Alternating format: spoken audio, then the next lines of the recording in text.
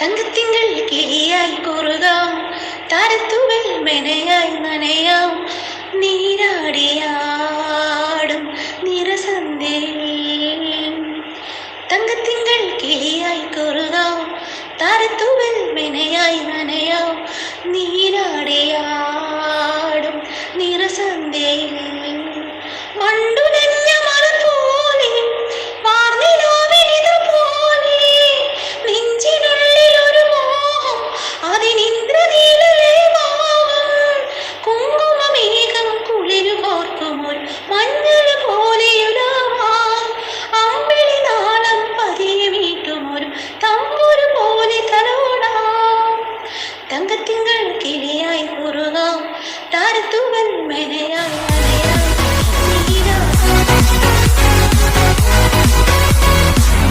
Hi friends, അസ്സലാമലൈക്കും. ഇന്ന് ഞാൻ വന്നിട്ടുള്ളത് ഒരു കുഞ്ഞു ഓണാഘോഷത്തിൻ്റെ വിശേഷങ്ങളായിട്ടാണ്.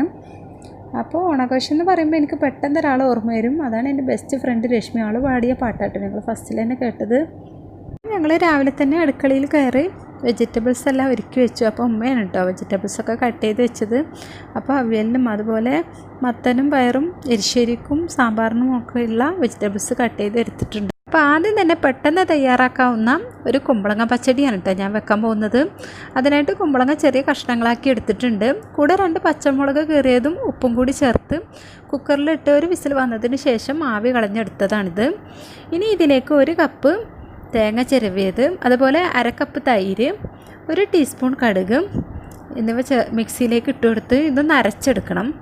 അപ്പോൾ അരച്ചെടുത്ത അരിപ്പ് ഒരു ചട്ടിയിലേക്ക് മാറ്റിയിട്ടുണ്ട് കേട്ടോ. ഇനി ഇത് തിളച്ച് വരുമ്പോൾ ഇതിലേക്ക് നമ്മൾ നേരത്തെ വേവിച്ച് വെച്ച കുമ്പളങ്ങ ഇട്ട് കൊടുക്കണം. അപ്പോൾ കുമ്പളങ്ങ ഉപ്പിട്ടിട്ടാണല്ലോ വേവിച്ചത്. പിന്നെ ഉപ്പ് ആവശ്യമെങ്കിൽ മാത്രം കുറച്ച് ഇട്ട് കൊടുക്കാം. ഇനി ഇത് നന്നായിട്ട് തിളച്ച് വന്നതിന് ശേഷം നമുക്ക് മാറ്റി വെക്കാം. ഇനി ഇതിലേക്ക് കടുകും അതുപോലെ വറ്റൽമുളകും കറിവേപ്പിലയും കൂടി ഒന്ന് വറുത്തെടുത്ത് ഇട്ട് കൊടുക്കണം. അപ്പോൾ നമ്മുടെ വറവ് ഇവിടെ റെഡി ആയിട്ടുണ്ട്. ഇനി ഇത് നമ്മുടെ പച്ചടിയിലേക്ക് ഒഴിച്ചു കൊടുക്കാം. അപ്പോൾ നമ്മുടെ പെട്ടെന്ന് തയ്യാറാക്കാവുന്ന കുമ്പളങ്ങ പച്ചടി ഇവിടെ റെഡി ആയിട്ടുണ്ട്. ഇനി നമുക്ക് ചെറുപയർ തോരൻ റെഡിയാക്കി എടുക്കാം. അപ്പോൾ അതിനായിട്ട് ഞാൻ ചെറുപയറും പച്ചമുളകും ഉപ്പും ചേർത്ത് കുറച്ച് വെള്ളത്തിലൊന്ന് വേവിച്ചെടുത്തിട്ടുണ്ട്.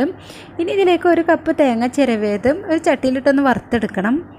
അപ്പോൾ ഒരു 1/2 ടീസ്പൂൺ മഞ്ഞൾപ്പൊടിയും കൂടി ചേർത്തിട്ട് വേണം കേട്ടോ ഒന്ന് വറുത്തെടുക്കാനായിട്ട്. അപ്പോൾ ഇനി ഇത് നന്നായി വറുത്തതിന് ശേഷം ഒന്ന് മാറ്റിയെടുക്കാം. പിന്നെ 1 ടേബിൾ സ്പൂൺ എണ്ണ ഒഴിച്ചു കൊടുത്ത് അതിലേക്ക് കടുകും അതുപോലെ കറിവേപ്പിലയും വറ്റൽമുളകും ചേർത്തൊന്ന് വറുത്തെടുക്കണം. അപ്പോൾ ഇത് വറവായി വരുമ്പോൾ നമുക്ക് ഇതിലേക്ക് 1 കപ്പ് ചെറുതായി അരിഞ്ഞെടുത്ത സവാള കൂടി ചേർത്ത് നന്നായിട്ടൊന്ന് മൂപ്പിച്ചെടുക്കാം.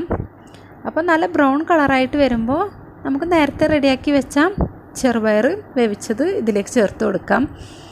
ഇനി ഇതിലേക്ക് ചേർക്കാനുള്ളത് നമ്മൾ നേരത്തെ വറുത്തെടുത്തില്ലേ, മഞ്ഞൾപ്പൊടി ചേർത്ത് വറുത്തെടുത്ത തേങ്ങ കൂടി ഇതിലേക്ക് ചേർത്ത് കൊടുക്കാം.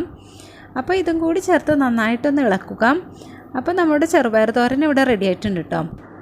അവിയലിൻ്റെ ഡ്യൂട്ടി ഉമ്മാക്കാണ് കേട്ടോ. അപ്പോൾ ഉമ്മ തൈരും അതുപോലെ തേങ്ങ അരച്ചെടുത്തതൊക്കെ ചേർത്ത് അവിയൽ റെഡിയാക്കിയിട്ടുണ്ട്.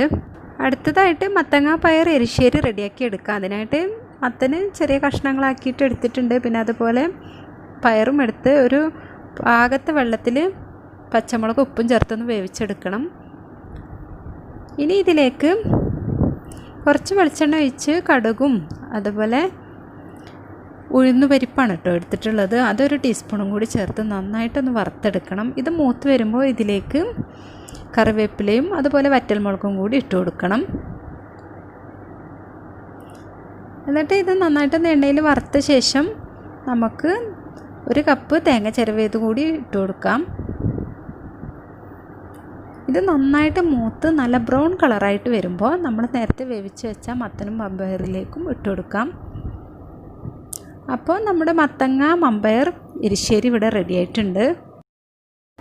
അപ്പോൾ സദ്യ വിളമ്പാനുള്ള കുറച്ച് ഐറ്റംസൊക്കെ ഞാനിവിടെ റെഡിയാക്കി എടുത്തിട്ടുണ്ട്.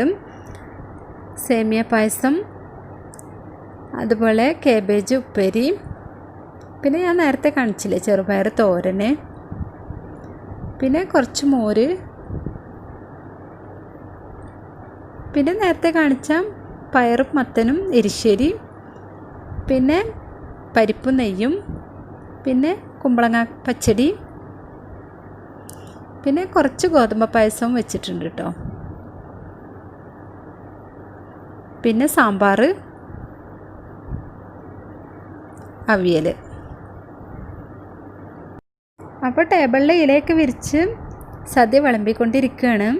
അപ്പോൾ കമ്പനിയായിട്ട് എൻ്റെ കൂടെ ഷസും ഉണ്ട് കേട്ടോ.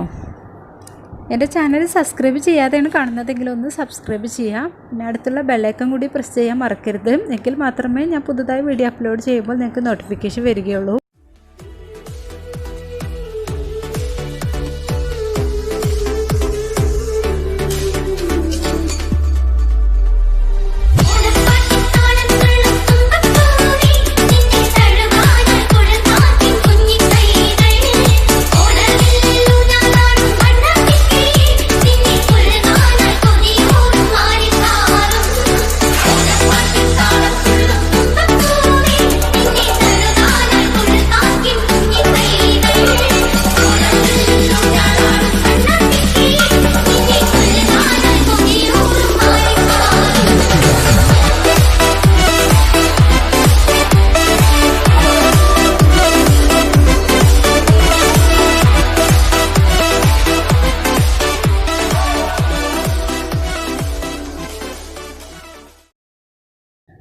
അപ്പോൾ ഇക്കയും ഞാനും കുട്ടികളും അതുപോലെ ഉമ്മയും കൂടിയിട്ടാണ് കേട്ടോ ഭക്ഷണം കഴിക്കാനിരുന്നത്. ഉപ്പ പിന്നെ നേരത്തെ തന്നെ കഴിച്ചു.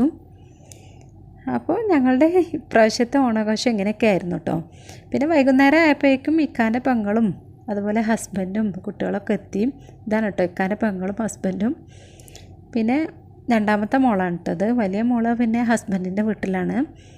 അളിയാക്കിയും കുട്ടികളും പിന്നെ സദ്യയൊക്കെ കഴിച്ച് പായസമൊക്കെ കുടിച്ച് കുറച്ച് സംസാരിച്ചിരുന്നതിന് ശേഷം കേട്ടോ പോയത്.